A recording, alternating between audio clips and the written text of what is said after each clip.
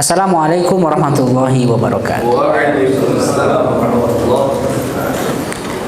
Sahabat-sahabat ikhwani wa akhwati fillah, cerita Abu Bakar As-Siddiq ini memang beyond our comprehension, di luar nalar manusia biasa.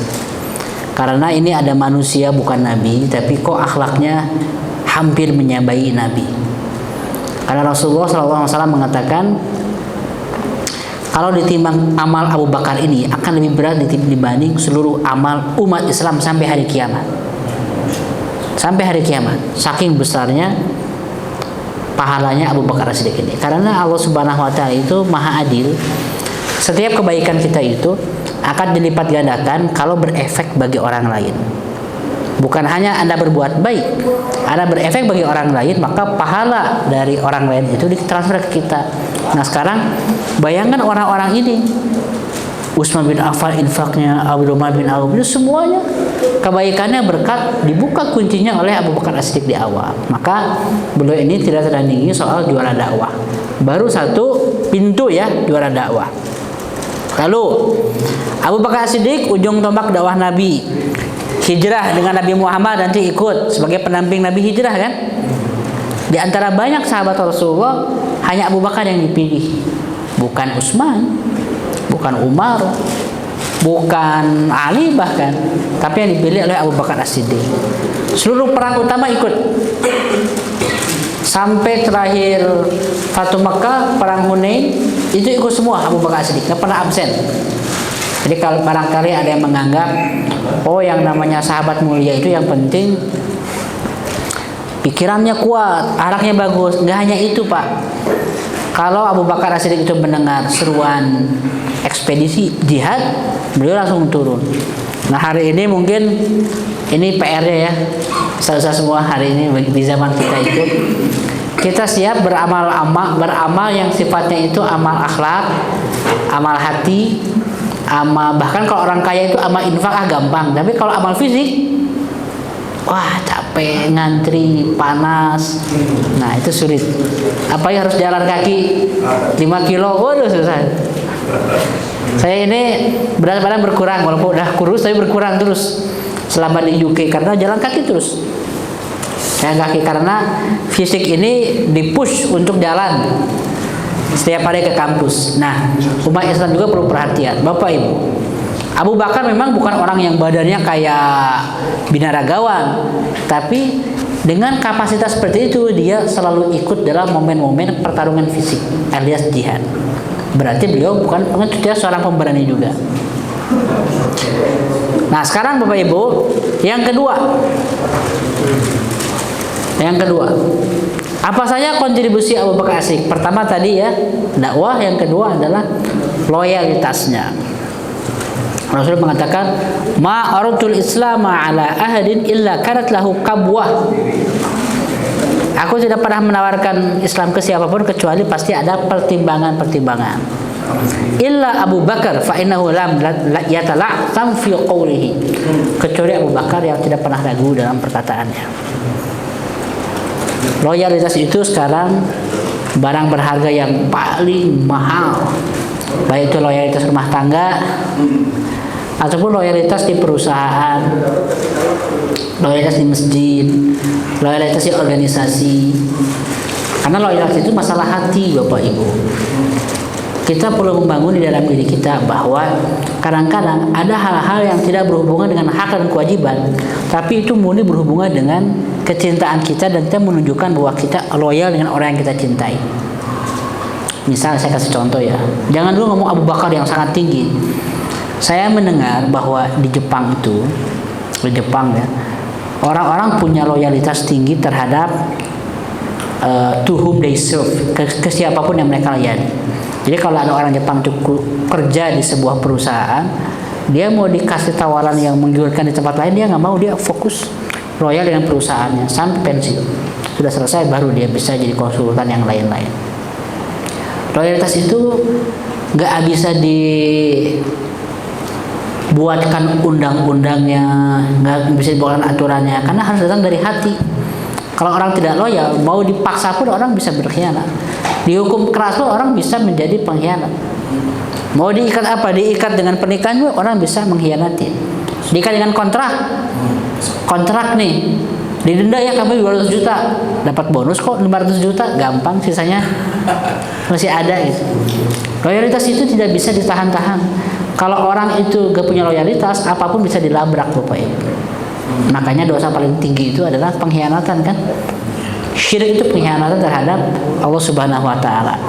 Maka kalau kita mencari seorang yang menjadi partner agak lama, Bapak Ibu, agak lama, apa saja?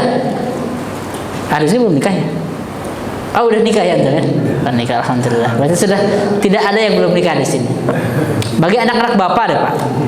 Nah, sekarang kita bicara bagi cara Bapak melihat menantu, calon menantu. Jelasnya agama yang lain udah beres, tapi di antara kualifikasi yang perlu dilihat Bapak Ibu adalah loyalitas. Loyalitas. Ini kata loyalitas banyak gitu ya. Dia misalnya dalam pekerjaan itu orang yang terlalu sering bergonta-ganti pekerjaan, kerja ke orang lain gonta-ganti terus, itu dipertanyakan tuh. Bisa dia nggak bertahan, jelek dipecat terus, atau loyalitasnya nggak ada. Karena loyalitas itu, kalau orang itu gak punya loyalitas ke apapun, ke lembaga, ke negara, ke perusahaan, ke pasangan pun sulit. Jadi loyalitas itu, ini kalau penting kalau kita mau menjalin sesuatu yang agak panjang, pasangan hidup. Perusahaan, loyalitas penting. Penting perusahaan. Instansi, ya, Bapak tahu sendiri kan ya, ketika masuk ke akademi, yang digembleng loyalitasnya negara. Kenapa? Negara akan membangun Anda, melatih Anda jadi kesatuan, mengeluarkan seluruh asetnya. Kalau orang gak loyal gimana? Rahasia negara dijual. Kalau orang jadi tentara misalnya, atau jadi polisi, dokumen-dokumen semuanya kan tinggal di scan, di foto, kirim, jual. Siapa yang bisa melarang itu? Dengan teknologi sekarang gampang. Bagaimana menjual data itu gampang, nggak ketahuan, gampang sekali. Tapi loyalitas pribadilah yang akan menjaga, dan loyalitas itu perlu dibangun, digembleng. Nah, membangun kayak gitu tidak mudah. Maka ketika menemukan orang yang loyalitasnya tinggi, Bapak Ibu, ajak dia dalam apa yang kita butuhkan, dalam pernikahan, menantu, perusahaan, bisnis, pakai loyalitas. Maka Rasulullah SAW itu wajar di antara seluruh sahabat, beliau paling percaya didampingi oleh Abu Bakar As-Siddiq. Dalam seluruh momen krusial Nabi, bahkan saya bisa mengatakan hampir seluruhnya itu ada Abu Bakar. Hampir semuanya, hijrah, Hudaybiyah, dakwah sembunyi-sembunyinya, itu ada Abu Bakar terus. Kenapa? Karena bukan kejeniusan otak, pikiran, fisiknya, tapi loyalitasnya itu yang paling mahal. Nah, jadi pelajaran penting bagi kita belajar dari Abu Bakar, kan intinya ingin kita praktekkan, ingin kita amalkan. Kita jadi punya panduan. Bapak Ibu cari karyawan, staf untuk ngurus toko Bapak, cari yang paling loyal sebelum yang paling cerdas. Semakin cerdas dan tidak loyal, semakin cerdik nipunya. Gitu. Tapi jelas loyalitas tidak cukup ya. Loyalitas tapi bangkrut terus sama aja bohong. Ini yang kedua. Yang ketiga, kontribusi Abu Bakar As-Siddiq adalah hijrah. Ini jelas bahkan disebutkan dalam surat At-Taubah. Sani isnaini idhuma fil ghar. Orang yang kedua kata Allah Subhanahu wa taala di antara dua orang itu ketika mereka di dalam gua dengan Abu Bakar As-Siddiq. Saya sudah menceritakan sangat detail dalam serial Sirah Nabawiyah tentang bagaimana hijrah Nabi Muhammad. Tapi yang jelas Abu Bakar di situ pun membawa peran yang sangat vital. Kalau tidak ada Abu Bakar, secara syariat manusianya hijrah sulit itu belum dilakukan. Karena Rasulullah butuh asisten mendampinginya dan menjaga kerahasiaannya. Rasulullah di hari Kamis siang itu ke rumah Abu Bakar. Kamis siang ya. Diam di situ, bikin rencana, buka peta, menyusun jalur. Abu Bakar diskusi dengan Rasulullah, lalu masuk putrinya Asma. Tok tok tok, siapa dia? Bukankah nggak boleh dia masuk? Nggak apa-apa ya Rasulullah, ini putri saya, orang yang saya percayai, dia bisa masuk, bahkan bisa menjadi tim. Rasulullah, lihat, Rasulullah awalnya hanya ingin dengan Abu Bakar aja. Jadi bukan hanya Rasulullah yang dipercaya Abu Bakar, tapi Abu Bakar pun dipercaya oleh Rasulullah. Kata Rasulullah, ya udah, ajak masuk. Akhirnya Asma itu menjadi tim. Asma binti Abu Bakar itu. Lalu rapat, bikin peta semuanya. Ketika malam hari Rasulullah pulang ke rumahnya dulu. Ketika pulang ke rumahnya, siap-siap bawa perlengkapan, mau berangkat di Jumat subuhnya itu, ternyata sudah keburu datang pasukan Quraisy, 12 orang itu mengelilingi rumah Rasulullah dengan pedang semuanya, siap-siap membunuh. Mereka nggak masuk, nggak menobrak. Kenapa? Karena mereka masih punya adab. Ada perempuan di situ, putih-putih Rasulullah. Jadi nggak boleh masuk ke rumah orang sembarangan. Itu adab, aib sekali. Walaupun ke musuh, menggerebek rumah orang, menggeledahnya, apalagi menjarah, itu tidak beradab. Maka mereka nungguin. Ketika Rasulullah keluar ya dengan mukjizatnya melempar debu, mereka tidak melihat apapun. Allah selamatkan, Allah tutup mata mereka. Nabi Muhammad langsung menuju rumah Abu Bakar dan langsung berangkat. Mereka berangkat ke selatan, yang harusnya ke utara, Mekah. Ini Madinah, harusnya ke sana, tapi Rasulullah muter jalurnya, muter. Lalu Rasulullah tidak langsung pergi, tapi tinggal dulu di gua, apa namanya? Ingat? Gua Saur atau Sur ya, Gua Saur itu. Tinggal di situ, nggak langsung pergi. Kenapa? Masih ada patroli di mana-mana, kiri kanan, utara selatan itu patroli di mana-mana. Rasulullah tinggal di situ 3 hari. Tapi kan, walaupun tinggal di situ untuk menjaga kondisi agar nanti reda dulu, patroli sudah mulai berkurang, baru jalan. Tapi bagaimana Rasulullah tahu? Rasulullah tahu gimana caranya? Walaupun Rasulullah bisa minta malaikat Jibril tolong liatin di luar masih ada orang nggak. Tapi Rasulullah nggak pakai cara itu, Bapak Ibu. Cara-cara kayak gitu didatangkan oleh Allah langsung aja, fasilitas. Bukan Rasulullah, ya Allah mana keajaibannya, nggak gitu. Yang membangun ininya adalah anaknya Abu Bakar As-Siddiq. Jadi anaknya Abu Bakar As-Siddiq setiap hari dalam 3 hari itu bolak-balik dari rumah. Sepanjang siang dia di Mekah, dagang biasa aktivitas. Nanti begitu gelap kan, jangan bayangkan kayak sekarang Pak. Begitu keluar rumah, kalau nggak pegang obor itu nggak kelihatan, gelap. Bayangkan di kampung yang nggak ada lampu, nggak ada listrik, itu kan gelap sekali. Kalau orang jalan kaki hanya kedengar aja suara, bisa jadi binatang, kuda, angin, ada yang tahu lah. Begitu malam hari, putra Abu Bakar As-Siddiq ini, Abdullah bin Abu Bakar ini, dia berangkat ke Gua Saur, ngasih informasi, ya Rasulullah, sepanjang hari ini loh rencana patroli orang-orang Quraisy, mereka akan jaga di sini, dikasih tahu semua sebagai tim intelijen. Itu sudah disetting oleh Abu Bakar dan Rasulullah ketika di rumah itu rapat. Perencanaannya canggih. Nanti sebelum fajar menyingsing, kalau fajar itu jam 4 misalnya, ya jam 3 subuh lah, setengah 4 subuh atau setengah 3 subuh, Abdullahnya balik lagi ke Mekah. Begitu pagi hari dia keluar kamar, keluar rumah, baru bangun tidur gitu. Jadi nggak ketahuan dia malam-malam keluar. Aktivitas biasa lagi, dia dengar suara semuanya, kan nggak ada yang tahu dia ngapain. Malam-malamnya menjalankan misi lagi. Nanti di malam terakhir, ya Rasulullah, saya dengar hari ini sepanjang hari sudah aman. Besok engkau bisa berangkat sesuai dengan rencana. Rasulullah merencanakan 3 hari. Jadi bolak-balik anaknya Abu Bakar.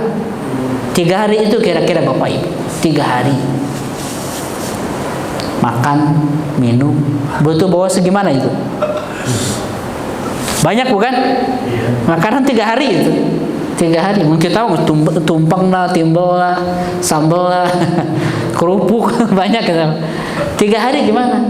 Sedangkan Rasulullah ketika hijrah itu harus tidak membawa banyak barang. Ini ketahuan, harus kayak orang jalan kaki biasa aja. Jadi Rasulullah nggak bawa barang apa-apa. Siapa yang membawanya? Asma binti Abu Bakar As-Siddiq. Ini nih keluarganya.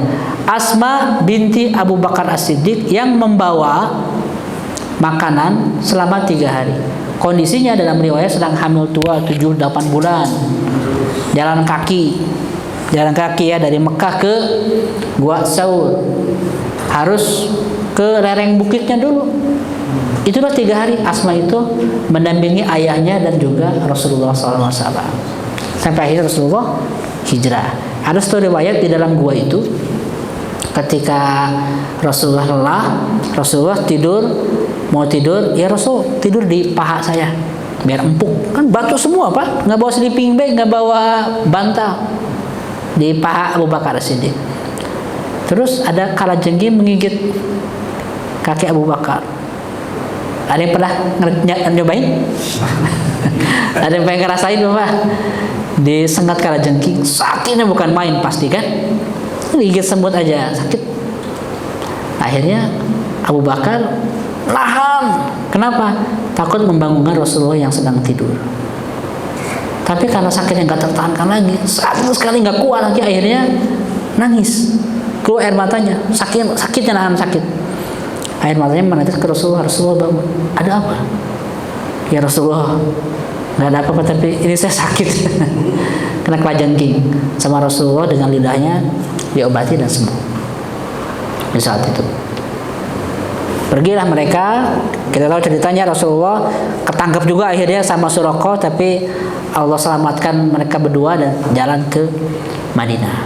Ini kontribusi ketiga, hijrah. Dan ini sebetulnya mau pakai apalah, mau pakai juara dakwah bisa, loyalitas As-Siddiq bisa, mau pakai surganya itu lewat hijrah juga bisa. Momen hijrah tadi Pak yang saya jelaskan itu adalah momen yang mengubah peradaban umat Islam. Kalau nggak ada hijrah itu, nggak ada Madinah Munawwarah, bukan? Nggak ada Badar, nggak ada Uhud, nggak ada yang lain-lain semuanya. Rasulullah ketangkap aja. Muhammad mau kemana? Udah balik lagi ke Mekah. Atau misalnya dibunuh. Bisa nggak Nabi Muhammad dibunuh? Mungkin nggak? Secara teori mungkin. Kenapa? Karena Allah mengatakan,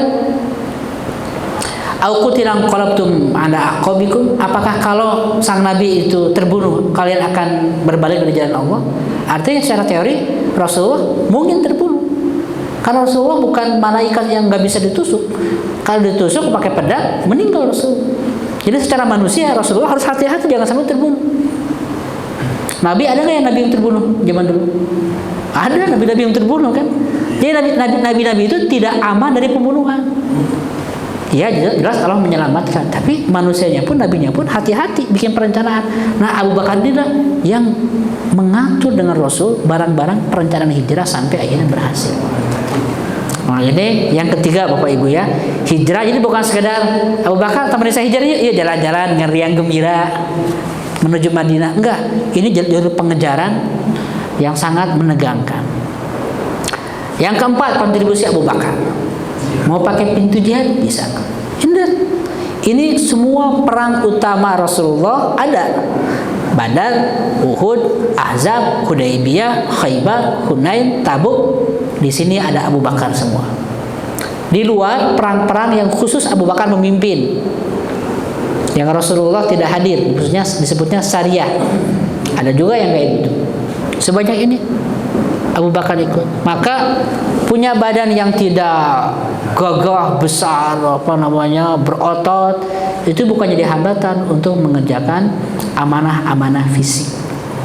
Dan Abu Bakar sebelum jihad ini pernah menunjukkan ketika Islam itu perlu ada yang menyampaikan di depan Ka'bah lantang, Abu Bakar mencoba, saya berani.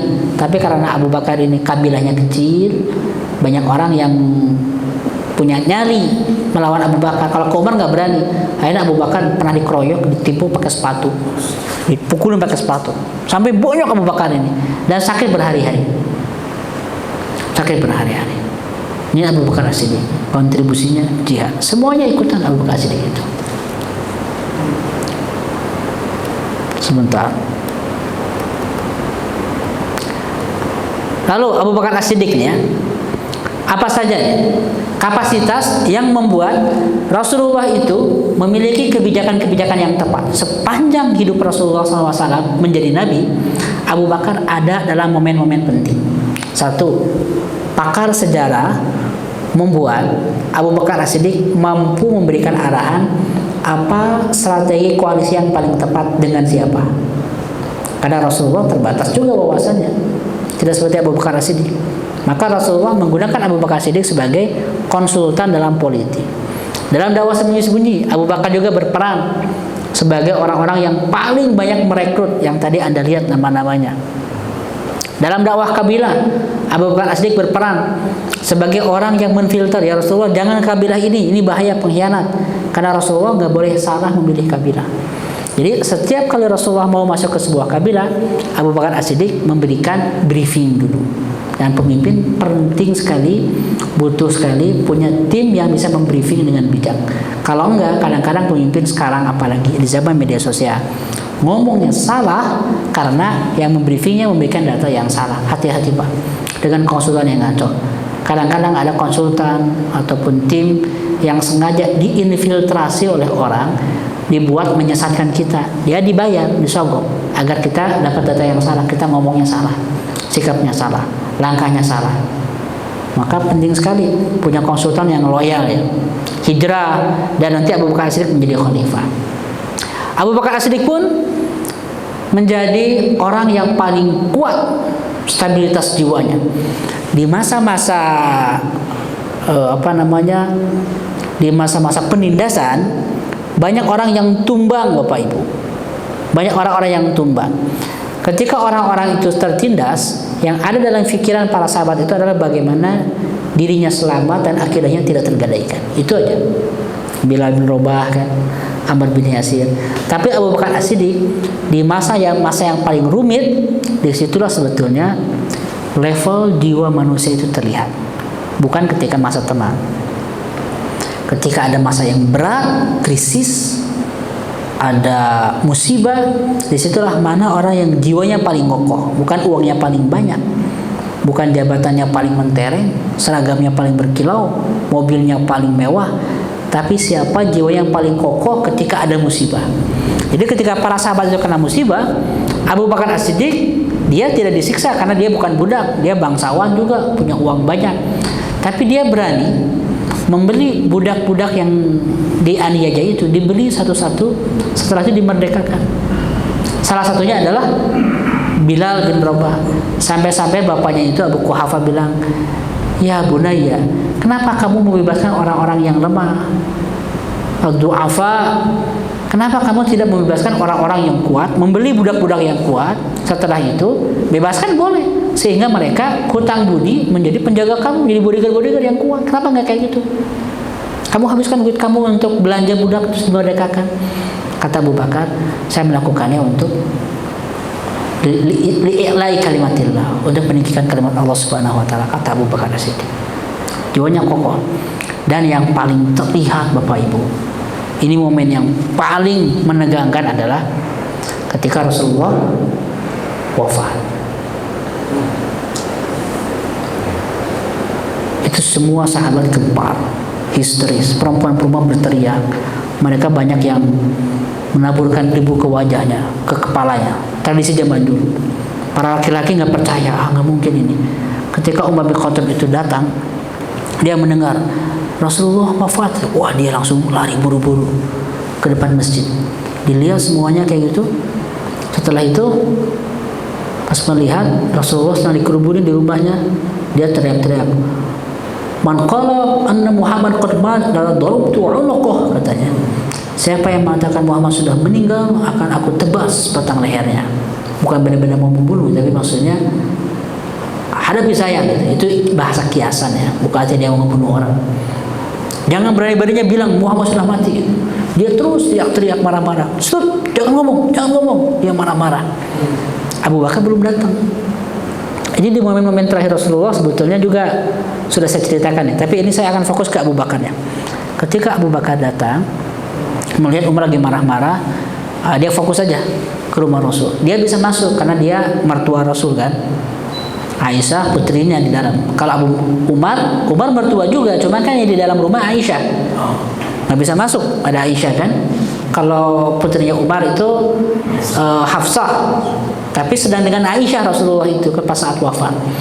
Makanya Abu Bakar langsung masuk sebagai mertua di depan putrinya sendiri bisa. Putrinya lihat dia dalam kondisi goncang itu, yang dibutuhkan itu adalah informasi yang benar. Dilihat Rasulullah sudah terbujur kaku, sudah menjadi jenazah ya. Ayo udah kalau gitu. Abu Bakar menangis, menciumkan Rasulullah SAW. Setelah itu keluar. Yang pertama kali dilakukan, di-cut dulu sumber ketegangannya, sumber huru haranya lah ibaratnya. Uskut ayuhal halif, katanya. Diam kamu, bersumpah terus dari tadi, diam. Dia marah ke Umar. Umar nggak ada yang berani marah ke Umar itu kecuali Abu Bakar. Dan Umar hanya segan ke Rasul dan ke Abu Bakar. Umar itu hanya segan kedua orang itu aja. Ke yang lain dia nantang-nantang aja. Akhirnya Umar bin Khattab diam. Setelah itu Abu Bakar pidato. Setelah pidato itu, man kana ya'budu Muhammad, siapa yang menyembah Muhammad, fa inna Muhammadan qad mat, sesungguhnya Muhammad sudah wafat. Man kana ya'budullah, siapa yang menyembah Allah, fa innallaha hayyun la yamut, Allah Maha hidup dan tidak akan pernah mati. Lalu beliau menyitir Ali Imran 144 ini. Wa ma Muhammadun illa rasulun qad khalat min qablihi rusul. Tidaklah Muhammad melainkan hanyalah seorang rasul yang sebelumnya pernah ada rasul-rasul. Afa in mata aw qutila qalabtum ala aqabikum. Apakah kalau Nabi Muhammad terbunuh ya, meninggal atau terbunuh, kalian akan berbalik dari jalan Allah? Wa man yanqalib ala aqibaihi fala yadurullaha syai'a wa sayajzillahu syakirin. Siapa yang berbalik jalan Allah tidak akan merugikan Allah, dan Allah akan memberikan pahala bagi orang-orang yang bersyukur. Bersyukur udah beriman semuanya, masa mau kafir lagi? Gara-gara nabinya meninggal, masa kafir berbalik lagi? Kayak zaman dulu dong, Bani Israel. Nabinya nggak ada, murtad lagi mereka. Abu Bakar mengingatkan. Sekarang kalau kita baca Bapak Ibu, teksnya sekilas itu kayak biasa-biasa aja. Oh, Abu Bakar pidato. Tapi coba gunakan imajinasi. Bayangkan situasinya. Apalagi kalau dibuat dramanya, ada filmnya juga, film Umar bin Khattab. Dalam situasi kayak gitu, Pak, gak akan ada manusia yang kuat untuk tidak histeris, nangis semuanya. Ada yang bisa mengasih informasi Nabi Muhammad sudah wafat, yang memberikan berita itu, ada yang berani ngomong kayak gitu? Keluar dari mulut kita aja nggak berani kalau itu. Namun ini kenyataan manusia. Tapi Abu Bakar itu yang paling kokoh jiwanya. Ketika semuanya down, beliau pidato. Makanya ketika beliau sudah pidato, Umar baru nyadar, nerima, dan dia nggak kuat, lututnya bergetar, jatuh dia. Umar bin Khattab yang gede itu. Nah itulah Abu Bakar As-Siddiq yang mentalitas jiwanya sangat kuat sekali. Apakah ini momen terberat Abu Bakar As-Siddiq untuk menangkap umat Islam? Belum. Ada ujian yang lebih berbahaya lagi. Ujian ini bisa membuat seluruh umat Islam hancur, kalah. Karena setelah Rasulullah wafat, Abu Bakar yang menjadi pemimpin. Dan ketika menjadi pemimpin, Abu Bakar menghadapi pemberontakan di seluruh Jazirah Arab yang mengancam umat Islam, yang kalau salah langkah, kalau Abu Bakar itu tidak kokoh, tidak kuat, hancur seluruh umat Islam. Nah, bagaimana ceritanya Abu Bakar As-Siddiq pemimpin? Sudah seuzur aja. Tapi betul juga sih. Insya Allah akan kita lanjutkan ceritanya dalam sesi berikutnya. Masih panjang Bapak Ibu lihat. Politik suksesi, kedudukan, membukukan Quran, warisan syuro, sampai wafatnya Abu Bakar Siddiq. Begitu ya, insya Allah. Kita lanjutkan dalam pertemuan berikutnya, mudah-mudahan sebentar. Mudah-mudahan bisa berjuang depan ya, mudah-mudahan. Jazakumullah. Assalamualaikum warahmatullahi wabarakatuh.